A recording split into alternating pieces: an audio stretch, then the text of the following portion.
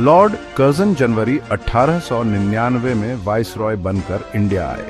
वो British empire में कट्टर विश्वास रखते थे, जबरदस्त दिमाग वाले थे और उनका नाम बढ़िया एडमिनिस्ट्रेशन चलाने के लिए मशहूर था। कर्जन इंडिया एक साफ और बड़े एजेंडा के साथ आए थे। उनका मेन गोल था ब्रिटिश एडमिनिस्ट्रेशन को पूरी तरह बदलना और उसकी नींव को काफी मजबूत करना। वो इंडिया को ब्रिटिश क्राउन की सबसे कीमती जायदाद मानते थे और पूरी तरह ठान चुके थे कि इस सब कॉन्टिनेंट पर ब्रिटिश राज को लंबे समय तक कायम और मजबूत करना है।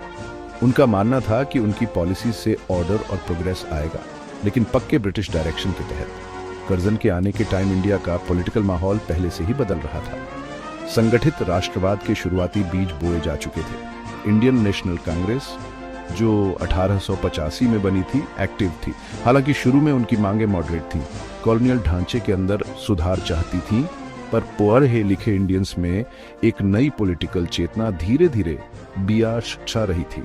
ब्रिटिशर्स जो इकोनॉमिक पॉलिसीज चला रहे थे, उनसे चारों तरफ डिस्कंटेंट फैल रहा था। अपने ही देश के शासन में इंडियंस की ज्यादा भागीदारी की इच्छा BRH रही थी। लॉर्ड कर्जन ने इन उभरती हुई राष्ट्रवादी हलचलों को ब्रिटिश सत्ता की सुप्रीमेसी के लिए सीधा चैलेंज समझा। उनके काम उनकी कोर आइडियोलॉजी में गहराई से जुड़े हुए थे। वो ब्रिटिश नस्ल की सुपेरियोरिटी में पक्का विश्वास रखते थे और इंडियंस को आमतौर पर अपना शासन खुद चलाने में इनकेपेबल मानते थे। उनके विचार में ब्रिटिश राज सिर्फ ताकत का इस्तेमाल नहीं था, बल्कि एक गहरी मॉरल जिम्मेदारी थी। इसलिए उनकी पॉलिसीज बहुत ध्यान से इंडियन जिंदगी के हर पहलू पर ब्रिटिश कंट्रोल बढ़ाने के लिए बनाई गई थी। उन्होंने राष्ट्रवादी भावनाओं की बढ़ती लहर को रोकने की पूरी कोशिश की और ब्रिटिश राज की एक ऐसी इमेज बनाने का लक्ष्य रखा जो सर्वशक्तिशाली, दयालु लेकिन अटल सत्ता हो। ये विश्वास अक्सर ऐसे ऑटोक्रेटिक कदमों में बदल जाता था जो इंडियन विचारों और इच्छाओं को नजरअंदाज करते थे। लॉर्ड कर्जन ने अपने कार्यकाल में कई तरह की पॉलिसीज शुरू की। इन पॉलिसीज ने इंडियन एडमिनिस्ट्रेशन के लगभग हर पहलू को छुआ। उनके reforms education, police organisation, military structure और लोकल गवर्नमेंट तक फैले हुए थे। उन्होंने फैमिन रिलीफ, एग्रीकल्चर और पुराने स्मारकों के संरक्षण से जुड़े कदम भी उठाए, लेकिन जिस तरीके से ये पॉलिसीज बनाई गई और उनके पीछे जो इरादा था, वो इंडियन नजरिए से अक्सर प्रॉब्लमैटिक थे। इनसे आखिर में समाज के अलग अलग सेक्शंस में काफी गुस्सा भड़का। एक आयरॉनिक मोड़ पर एम्पायर को मजबूत करने की उनकी कोशिशों ने अनजाने में इंडियन राष्ट्रवाद के विकास को और तेज कर दिया, जिससे उनका वाइसरॉयल्टी का दौर एक बहुत जरूरी और ट्रांसफॉर्मेटिव फेज बन गया। 1905 में लॉर्ड कर्जन की सरकार ने बंगाल प्रेसिडेंसी के पार्टीशन का ऐलान किया। इस बड़े कदम के लिए जो ऑफिशियल कारण बताया गया वो था एडमिनिस्ट्रेटिव सुविधा। बंगाल वाकई एक बहुत बड़ा और घनी आबादी वाला प्रांत था। ब्रिटिशर्स का कहना था कि इसके बहुत बड़े साइज की वजह से इसे एक सेंटर से अच्छे से चलाना बहुत मुश्किल हो रहा था। उनका दावा था कि प्रपोज पार्टीशन से नए बने छोटे प्रांतों में गवर्नेंस बेहतर होगा। प्लान में बंगाल को 2 हिस्सों में बांटना शामिल था, ईस्ट बंगाल और असम, जिसमें मुस्लिम मेजॉरिटी थी, और वेस्ट बंगाल, जिसमें हिंदू मेजॉरिटी होगी। ये ऊपर से देखने में प्रैक्टिकल लगने वाला तर्क असल में गहरे और ज्यादा बांटने वाले पॉलिटिकल मकसदों को चालाकी से छुपा रहा था। बंगाल के पार्टीशन के पीछे असली मकसद सिर्फ एडमिनिस्ट्रेटिव नहीं थे। बंगाल उस समय इंडियन राष्ट्रवाद का सबसे जोशीला और मुखर सेंटर था। ब्रिटिश कॉलोनियल शासक पॉलिटिकल एक्टिविटी और विरोध के इस GRH को कमजोर करना चाहते थे। वो पॉलिटिकली जागरूक बंगाली बोलने वाली आबादी को धर्म के आधार पर बांटना चाहते थे। एक मुस्लिम मेजॉरिटी ईस्ट बंगाल बनाना एक जानबूझकर की गई कोशिश थी, ताकि एक अलग मुस्लिम पॉलिटिकल पहचान बन सके। ब्रिटिशर्स को उम्मीद थी कि इससे मुस्लिम्स मुख्य राष्ट्रवादी आंदोलन से दूर हो जाएंगे, जिसे ज्यादातर इंडियन नेशनल कांग्रेस लीड कर रही थी। यह फुट डालो और राज करो की स्ट्रैटेजी का एक क्लासिक इस्तेमाल था, जो इंडियन एकता को कमजोर करने के लिए बनाया गया था। पार्टीशन के ऐलान से पूरे बंगाल में और इंडिया के दूसरे हिस्सों में भी जबरदस्त और दूर तक रिएक्शन हुआ। इससे बड़े पैमाने पर पब्लिक प्रोटेस्ट्स, प्रदर्शन और मीटिंग्स हुई। स्वदेशी आंदोलन एक मजबूत जवाब के तौर पर उभरा, जिसमें ब्रिटिश सामानों के बॉयकॉट की वकालत की गई। लोगों ने कसम खाई कि वे देसी बनी चीजों का इस्तेमाल करेंगे। बॉयकॉट आंदोलन ने खास तौर पर ब्रिटिश कपड़ों, नमक और चीनी को टारगेट किया, जिससे ब्रिटिश व्यापारियों को काफी इकोनॉमिक नुकसान हुआ।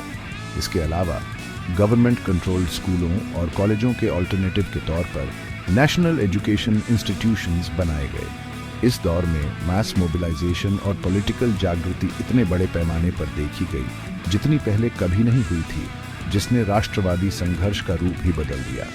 बंगाल के पार्टीशन के लॉन्ग टर्म नतीजे बहुत गहरे और दूर तक जाने वाले थे। इसने समाज के हर तबके के इंडियंस को बहुत गुस्सा दिलाया और ब्रिटिश विरोधी भावना को काफी हवा दी। इस कदम ने कॉलोनियल शासकों के मैनिपुलेटिव इरादों को साफ तौर पर उजागर कर दिया और ब्रिटिश दयालुता के जो भी बचे खुचे भ्रम थे उन्हें चकनाचूर कर दिया। पॉलिटिकल आंदोलन के नए तरीके जैसे पैसिव रेजिस्टेंस और मैस बॉयकॉट्स इस दौरान सीखे गए और असरदार तरीके से इस्तेमाल किए गए। एक आम नाइंसाफी के खिलाफ संघर्ष के साझे अनुभव ने राष्ट्रवादी आंदोलन को बहुत मजबूत किया। हालांकि ब्रिटिश सरकार ने लगातार दबाव के कारण 1911 में पार्टीशन को रद्द कर दिया, लेकिन नुकसान तो हो चुका था। इसने हिंदू मुस्लिम रिश्तों पर एक कभी ना मिटने वाला निशान छोड़ा और इंडिया की आजादी की लड़ाई में एक बड़ी तेजी ला दी।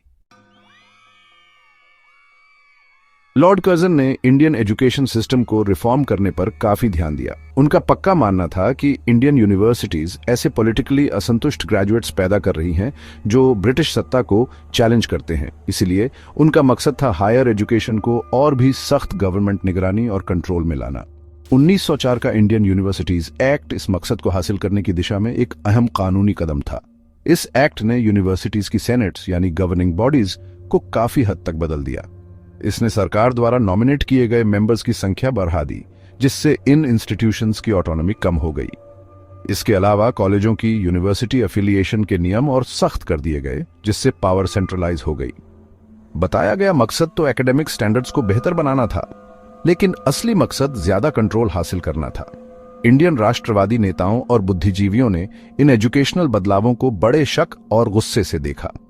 उन्होंने 1904 के इंडियन यूनिवर्सिटीज एक्ट को सुधार की सच्ची कोशिश नहीं, बल्कि इंटेलेक्चुअल आजादी और क्रिटिकल सोच को दबाने की एक सोची समझी चाल माना। कई लोगों का मानना था कि इसे खास तौर पर इंडियंस के लिए हायर एजुकेशन तक पहुंच को सीमित करने और इंडिपेंडेंट सोच को डिकरेज करने के लिए बनाया गया था। उन्हें लगा कि रिफॉर्म्स का मकसद यूनिवर्सिटीज को कॉलोनियल राज का सिर्फ एक औजार बनाना था जो जागरूक नागरिकों के बजाय वफादार प्रजा पैदा करे। गवर्नमेंट कंट्रोल पर ज्यादा जोर देना एजुकेशन के नेचुरल विकास के लिए नुकसानदेह माना गया और इसकी आलोचना की गई कि यह लर्निंग को ऑफिशियलाइज करने की कोशिश कर रहा है, ताकि स्टूडेंट कम्युनिटी के बीच राष्ट्रवादी विचारों के फैलाव को रोका जा सके। एजुकेशन के दायरे से बाहर भी लॉर्ड कर्जन ने दूसरे एडमिनिस्ट्रेटिव कदम उठाए, जिनसे ब्रिटिश कंट्रोल और मजबूत हुआ। 1899 का कलकत्ता कॉरपोरेशन एक्ट एक और अहम कानून था, जिससे काफी नाराजगी फैली। इस एक्ट ने कलकत्ता म्यूनिसिपल कॉरपोरेशन में चुने हुए इंडियन मेंबर्स की संख्या को बहुत कम कर दिया। इस कमी ने असरदार तरीके से ब्रिटिश अधिकारियों और उनके नॉमिनेट किए गए साथियों को कंट्रोलिंग मेजॉरिटी दे दी। इसे इंडिया के सबसे इंपॉर्टेंट शहरों में से एक में लोकल सेल्फ गवर्नमेंट के उभरते सिस्टम पर सीधा हमला माना गया। हालांकि कर्जन ने 1904 में एंशिएंट मॉन्यूमेंट्स प्रिजर्वेशन एक्ट भी पास किया, एक ऐसा कदम जिसकी इंडिया की अमीर विरासत को बचाने के इरादे के लिए आमतौर पर तारीफ की जाती है।